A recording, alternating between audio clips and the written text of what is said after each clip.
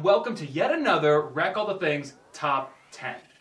Where there is an evil genius plotting an evil plan to take over something the size of the universe, they always need something, and that something is an army of minions. Stop that. Oh.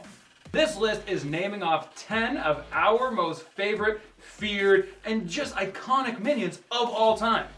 Now, the little yellow Tic Tacs with the goggles did not make the list, although Despicable Me 1 and 2 and the Minion movie are pretty well much some of my favorite movies of all time. And they're adorable. You just like the fact that one's named after you and has big bulgy eyes. Touche. In the world of the Teenage Mutant Ninja Turtles, the minion of choice of their prime enemy, Shredder, is the Foot Clan. And for someone like me who does not like feet, I really don't like these guys. Nonetheless, these are ninjas that are basically unwanted teens and orphans that Shredder uses after he takes them off the street, trains them in the evil ways of the Shredder, and then gets them to fight the Ninja Turtles and do his evil bidding. It's a really sad story once you think about it, but it is what it is. The Foot Clan comes in many colors. There's purple, there's blue, there's white, there's black, there's, and each I think resembles a different type of ninja or weapon. The best way to see all of these combined is in Ninja Turtles 2 for the NES, which you can also get on the Xbox 360 arcade.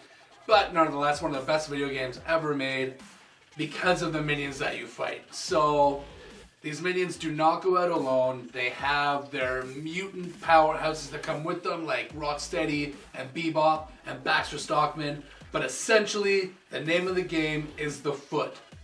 So, the Foot.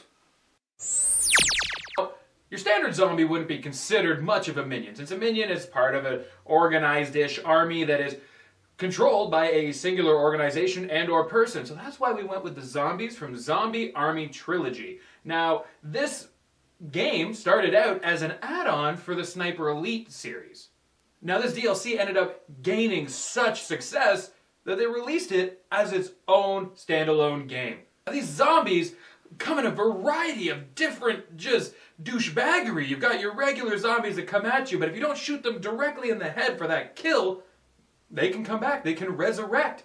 But you also have zombies that are covered in armor. You have Iron Man zombies. This is ridiculous. They're really hard to kill.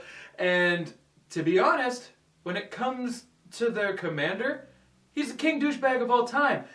Hitler. Zombie Hitler is their commander. So of course, ergo, why these zombies are considered minions and not just mindless regular zombies. They are organized, they are armored, and they are led by fucking Hitler. You can pick up Zombie Army Trilogy as a standalone title from your Xbox One marketplace.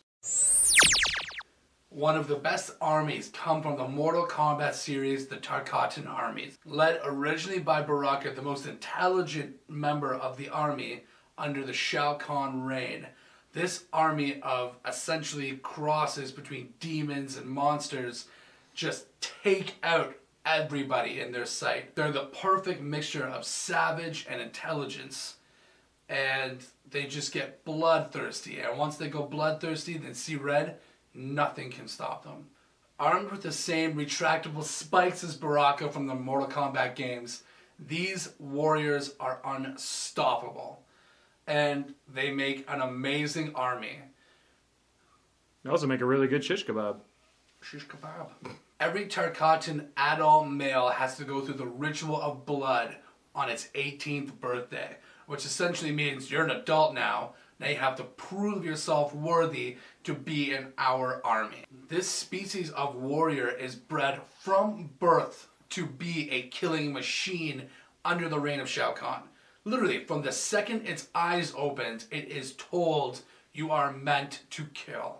So, these guys are nowhere near something you want to be messing with. Now, if you already know you're going into a battle to lose, you may as well look good while doing it, and the Cobra Troopers are some of the best for this.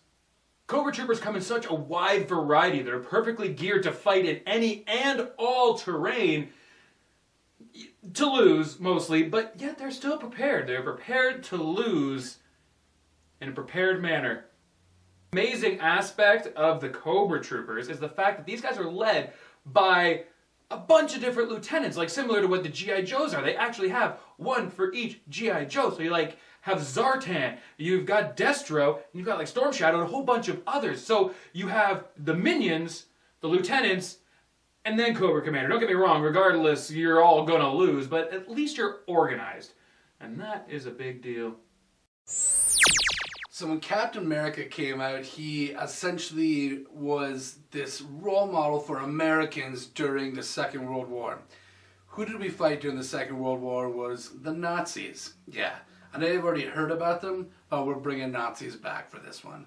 And essentially, in the Marvel Comics, a group dedicated to worldwide domination created by Nazis, including Hitler, was Hydra, led by Von Strucker and eventually led by Red Skull. This was Marvel Comics' Nazi army that Captain America basically had to defeat. And even after defeating Red Skull during World War II, the Hydra community and army went underground and essentially became bigger and stronger as time went on with better technology.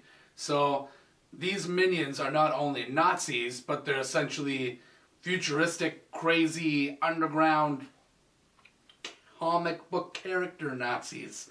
Essentially, the whole thing doesn't make sense, but in a video game, they are awesome to fight. So, needless to say, Hydra makes the list because they are Marvel's version of the Nazis. And their main motto, when you remove one head, two take its place. Hail Hydra!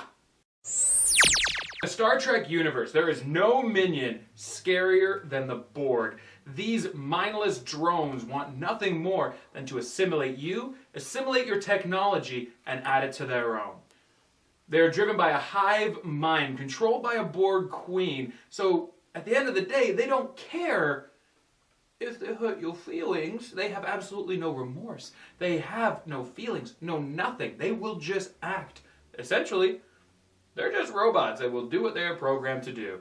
So, you can attempt to fight, but we all know, resistance is futile.